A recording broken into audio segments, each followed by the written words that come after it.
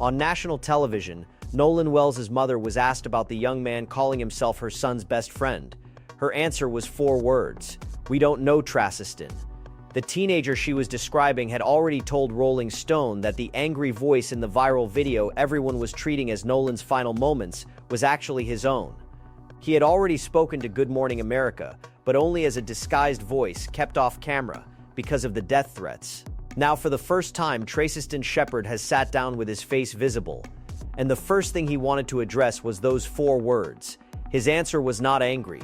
He conceded part of it immediately. They were not childhood friends, because he only moved to Ocean Springs in the 9th grade.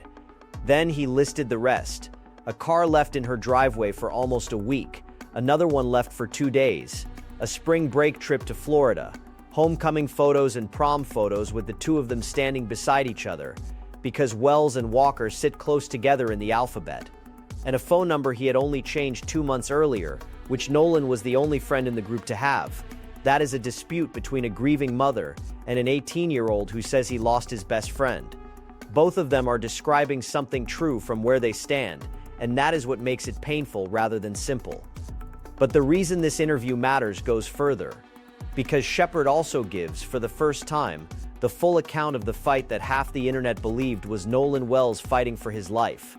And by his telling, the whole thing started over a piece of foam, the lid of his girlfriend's koozie, dropped in the water. That is where we are going. And there is one detail about who was actually in that fight that cuts against a claim this entire case has been built on. Before we dive into this, do 3 quick things. Like this video, subscribe, and drop the location and the time you are watching from in the comments. It costs you nothing, and it tells us how far Nolan's story is actually reaching. Now, who is speaking here, and why this particular interview is different from the last 2. Tracestin Shepherd is 18 years old. He met Nolan Wells in the 9th grade, in a second block math class, after moving to Ocean Springs. By his account, Nolan turned around and asked him for a pencil. That was the beginning of it. He has now spoken publicly 3 times, and the sequence matters. The first was Rolling Stone, on the 12th of July, and it was the interview that broke a piece of this case wide open. A video had been circulating for days that millions of people believed showed Nolan Wells in a heated confrontation shortly before he vanished, with a voice on the recording that Ben Crump, the family's attorney, described as Nolan protesting about his phone. Shepard told Rolling Stone the voice was his. "Those were not Nolan's words," he said. "They were mine." Rolling Stone reported that 2 other people corroborated his account. The second was Good Morning America on the 13th of July. And this is the detail worth holding on to. He agreed to speak, but he refused to appear on camera. A BC aired him as an altered voice, face unseen, because he was receiving death threats. On that broadcast, he said the line that followed him afterward: "We did no wrong here, and we don't understand how we're getting so much hate behind us." The third is this one: face visible, name attached. Sitting across from Brandon Tatum, a conservative commentator who goes by the Officer Tatum, in a series of interviews with several of Nolan's friends, and that platform gets the same disclosure everyone else in this case gets. Tatum is not a neutral newsroom. In this very interview, he tells Shepard, plainly, that he came to Mississippi because he believed an injustice was happening and that the other side was not being presented, and he tells him, "I got your back, man. That is advocacy. And you are entitled to know it. Exactly as you were entitled to know that Ben Crump is a lawyer paid to advocate for Nolan's family when he read a forensic report aloud in Chicago." One side of this case has a civil rights attorney with a national platform. The other now has a commentator with one. Neither is an investigation. One quick thing before we go further. Most dangerous people do not look dangerous. They look like good husbands, trusted coworkers, devoted fathers, loyal friends, the faces nobody thinks twice about. By the time anyone realizes something is wrong, they are looking backward at warning signs that suddenly seem obvious. Awareness almost always comes too late. That is exactly why I wrote my book, How to Spot Dangerous People Before They Hurt You.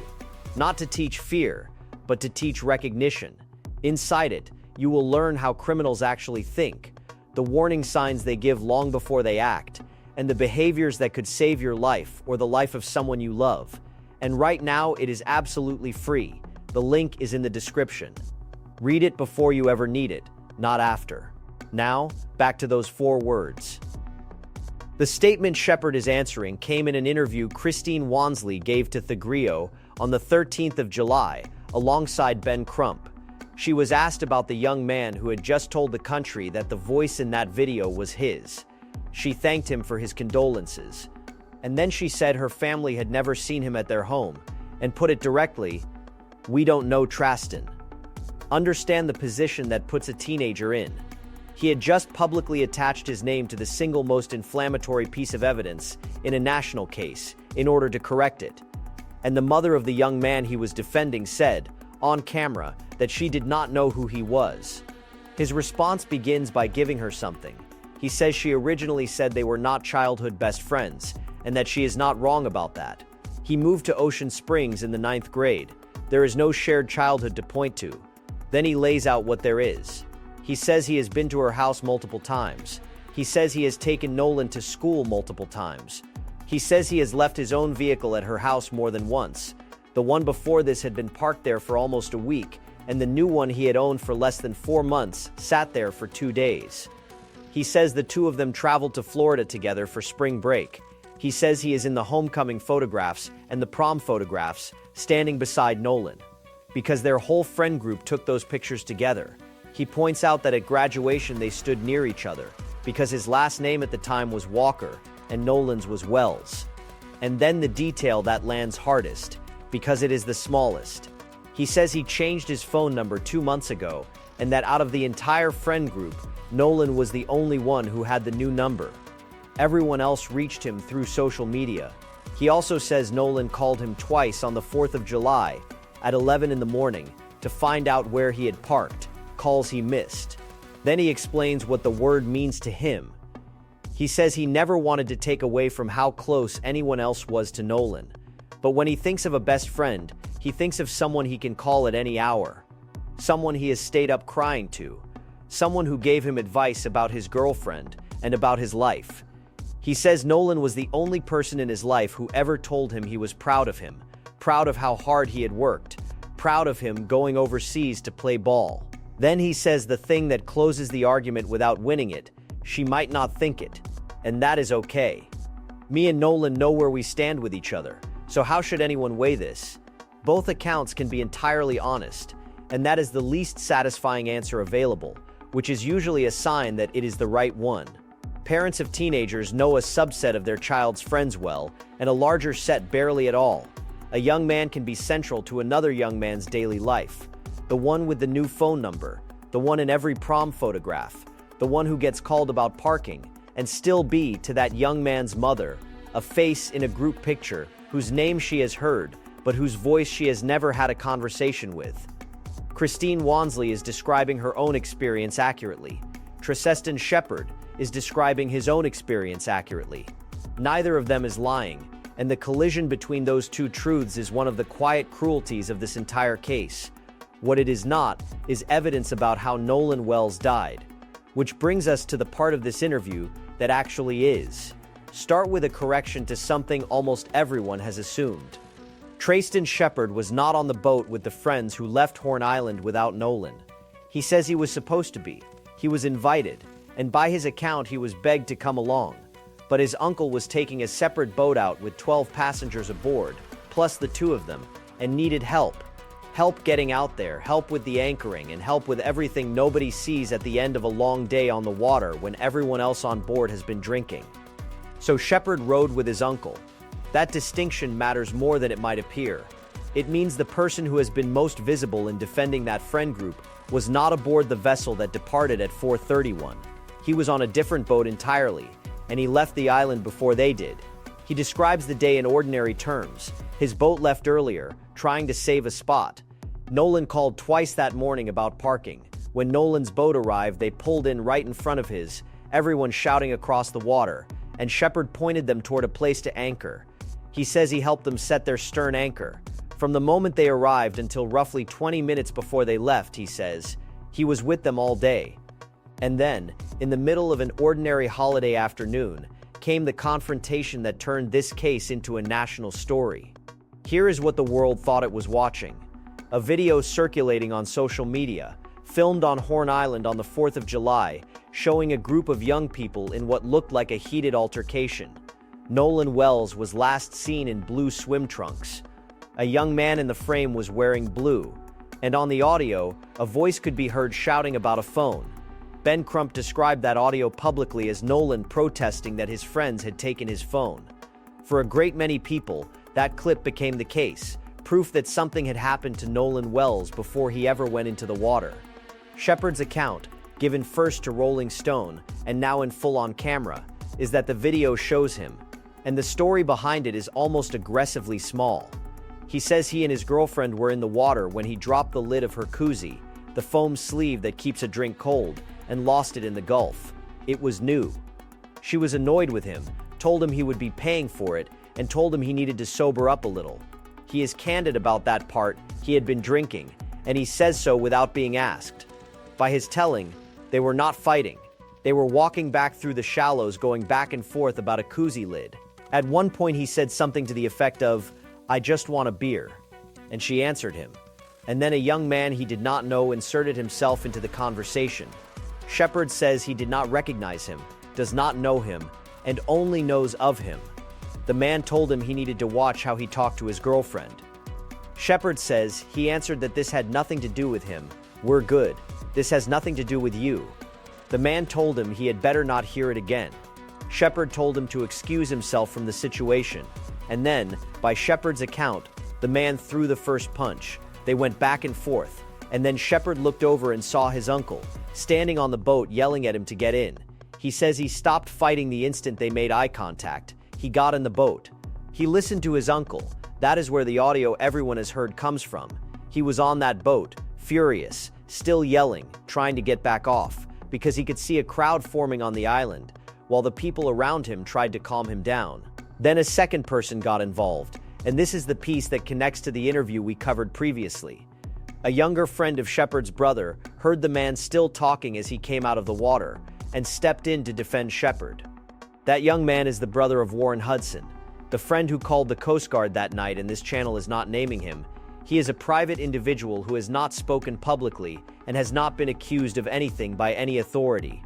Shepard says that was the entirety of it. After the crowd dispersed, he got off the boat and walked up onto the island, telling people he just needed to cool off. His uncle called him back and told him they were leaving. He estimates he was off the island within 30 to 45 minutes of the fight, because he was too angry to stay. So the fight that a nation has spent 3 weeks interpreting as evidence of a killing was, by the account of the person in it, a stranger inserting himself into an argument about a drink holder. And now the detail that does real work. Shepard was asked directly for the racial breakdown of everyone involved in that altercation. His answer: the man he fought was white. The young man who stepped in to defend him was white. His girlfriend is white. His uncle is white. He was the only black person involved in the entire thing. Sit with what that does to the narrative that has driven this case online. The video was presented as evidence of a group of white teenagers confronting the only black young man among them. By the account of the person who says he is actually in it, and who is himself black, the confrontation was between him and a white stranger, broken up by white friends and a white uncle, with Nolan Wells nowhere near it. Shepard puts it bluntly. He says Crump tried to run with a story that the voice was Nolan, and that there was another black person on that island. So the narrative needs to change. One pause, for him. Somewhere underneath the arguing about a video and a koozie lid is an 18-year-old who never came home, and two families who have both been damaged by strangers deciding they already knew the answer. So write his name in the comments plainly with respect. Nolan Wells. Let this comment section be about a person, rather than a narrative. Now, what actually checks out here? An account this specific invites checking, so let us check it. Rolling Stone did not simply print Shepard's version. The magazine reported that 2 other people corroborated his account of the video, that is independent corroboration from a national outlet with no stake in the outcome, published on the 12th of July, well before any of these later interviews existed. Rolling Stone also placed the incident at around 3:30 in the afternoon on the 4th of July, and described its origin exactly as Shepard does. a disagreement between him and his girlfriend that a bystander walked into.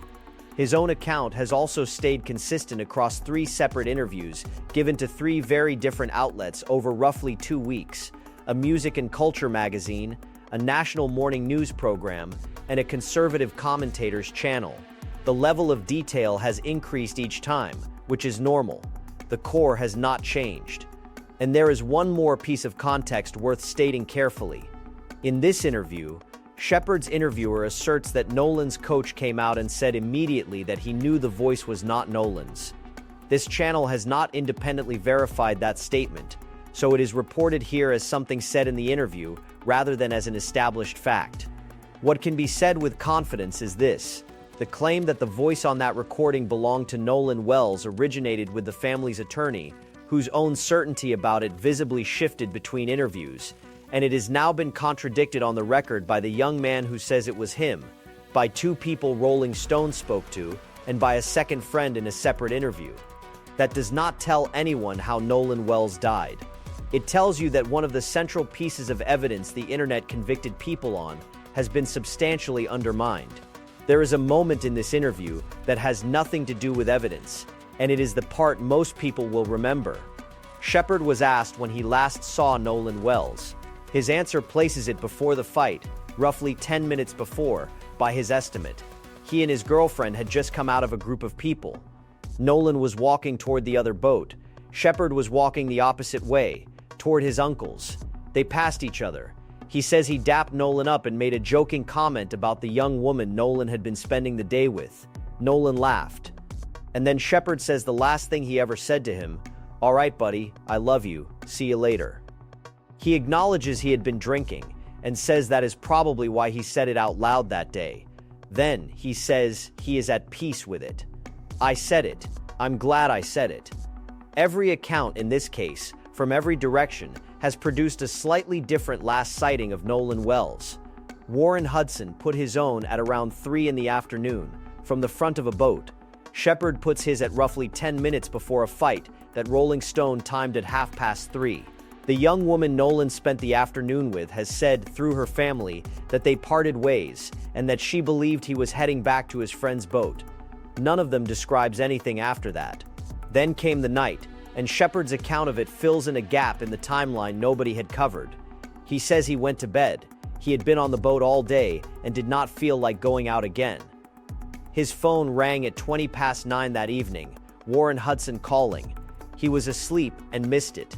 He did not wake again until a little after 11. When his brother came into his room and told him Warren was trying to reach him and that they were looking for Nolan. Half awake, he took the call. And here he is precise about a detail that matters. He did not speak to Hudson on Hudson's own phone. He called another friend's phone, which was on speaker, because the group was all together. Hudson asked whether he had heard from Nolan. Shepard said no, and gave the answer that sounded completely reasonable at the time. He was with that girl, last I knew. Get hold of the girl, you'll probably find Nolan. Hudson told him they could not reach him and were starting to freak out, and that he was getting on the phone with the Coast Guard. Shepard says he hung up so that call could be made. Line that up against everything else on the record and it fits precisely. Hudson has said he called Nolan's mother at around 11 and then the Coast Guard. Christine Wonsley has said her phone rang at 7 minutes past 11 with a friend's name on the screen instead of her son's. Shepard's account puts himself on a speakerphone in that same room, in that same window, being told the Coast Guard was about to be called. The next morning, he says, they went looking themselves. They took the same boat back out, the one that had been taking on water the day before, and were on the water from 9:45 until around lunchtime. Then a rescue worker told them to get off the water, that the professionals had the island and the search under control, and told them to go work social media instead and gather any information they could. So that is what he says they did. They went back in, ended their own search, and spent the rest of that day and into the night sharing posts and trying to reach anyone who might have seen or spoken to Nolan. He says he did not sleep at all. On Monday morning, he was up at 5, putting fuel in a boat by 6, with a plan to take another vessel out to the Chandeleur Islands at 7. He put the boat back on the lift, went to McDonald's, and it was after he left that he got the news that Nolan's body had been found. He also says he has reached out to Nolan's family, donated to them, and paid his respects the way you would after any death. Then the interview turned to what has happened to him since, and this is where his position becomes genuinely unusual in this case. Shepard says he has received death threats, like the other young men connected to this case. But he says the threats aimed at him have carried something extra. And it is the part of this interview that is hardest to listen to. He says he has been told he is not black enough. He says he has been called white. He says he has been treated as though he has been cast out of a community he understood himself to be part of. And he says people have sent him photographs of himself with his own grandmother, attached to messages saying she is the devil and warning him that she is waiting for a chance to kill him. His answer to that was the rawest thing he said in the entire interview. He said the only people who have shown up for him his whole life have been the white side of his family. And he described what it feels like to be dragged by people he thought were supposed to have his back. In his words, when he was supposed to be one of them. He also described the guilt underneath all of it, and he was not asked to. He says he beats himself up every night. He says that in his head, if he had not been drinking, if he had not gotten into that altercation, maybe he would have noticed something. Maybe he would have told Nolan to skip the girl and come back with them later. Maybe it plays out differently. Then he named the second injury. He is trying to mourn his best friend while being told he had something to do with his death. That is not a claim requiring verification, and it should not be treated as one. It sits inside a documented pattern that this channel has covered from the beginning. The FBI has confirmed that part of its role in this case is addressing interstate threats received by individuals connected to the investigation. A sitting Jackson County judge has said publicly she fears for her children's safety. Warren Hudson says he received thousands of threats and could not attend the funeral. Shepard says the same, that none of them went because they were scared.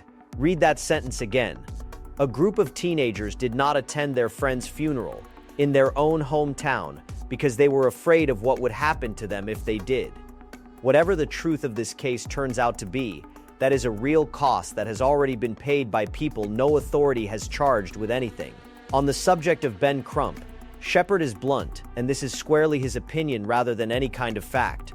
Asked whether Crump's involvement made things better or worse, he said it made things 100,000 times worse. He asked where anyone's civil rights had been broken. He argued that bringing in a national civil rights attorney stirred up a tight-knit community that would otherwise have closed ranks around the family, and he said Ocean Springs backs Ocean Springs. And he accused Crump of taking grieving parents and, in his words, manipulating and turning this, making it sound all bad.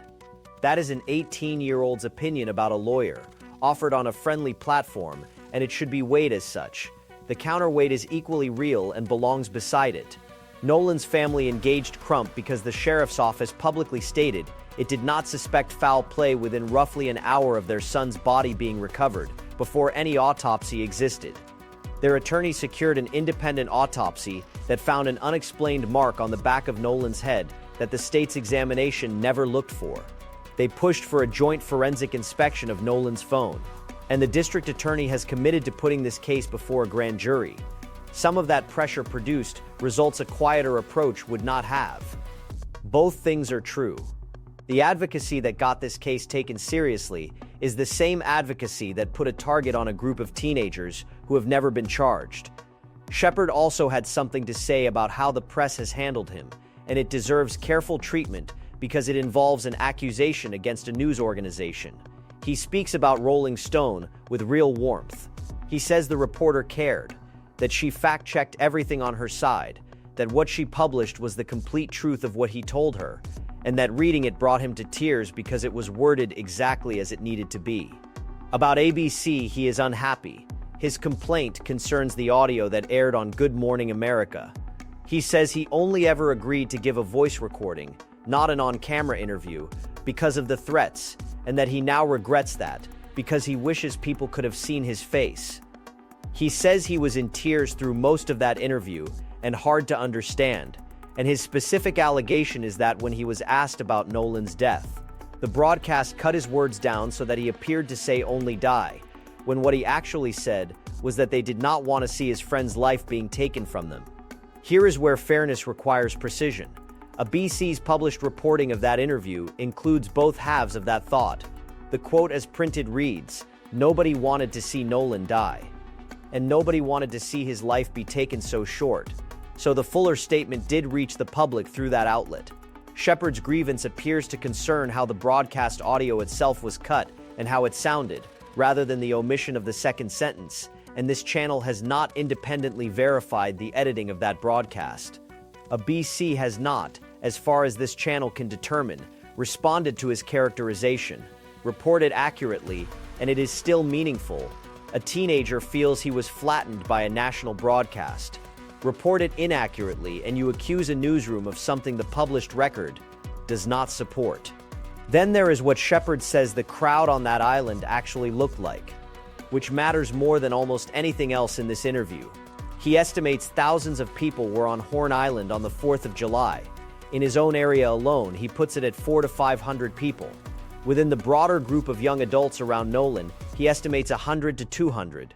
He says there were hundreds of boats, that 10 boats camped out on the island overnight, and that he personally knows of a boat that did not leave Horn Island until 8 o'clock that night. And he makes the argument that follows from it. He says he could have named 50 people out there he would trust behind the helm of a boat, people Nolan knew and could have gone and spoken to. Nobody, he says, would ever have left somebody stranded on Horn Island. It is a place everybody loves. And the boating community out there does not do that, which produces the same brutal paradox this case keeps returning to. If 400 or 500 people were standing in that stretch of water, and hundreds of boats were anchored off that shore, and one of them did not leave until 8 in the evening, then somebody saw something after 3 in the afternoon. As of this recording, not one of them has publicly described seeing Nolan Wells after roughly that hour. The nearest thing anyone has produced is a video obtained by TMZ, recorded at 23 minutes past 2, showing a young black man on the back deck of a boat in trunks, matching the color Nolan was wearing. His face is not visible. The person who filmed it took it to the sheriff's office. A crowd that size was supposed to make silence impossible. It has not. The last thing Shepard was asked was what he thinks Nolan Wells would make of all of this. His answer was that Nolan would be livid, and that if he could get out of his grave, he would. He said Nolan would want the truth and would search for answers, but would never have gone about it this way. He said he believes Nolan would be upset with his own parents about how they have handled it, and he said he knows Nolan would not have wanted people chanting at his funeral and would have wanted all of his friends to feel comfortable being there. That is a young man putting words in the mouth of someone who cannot speak, and it should be received as exactly that, grief and loyalty talking, not testimony.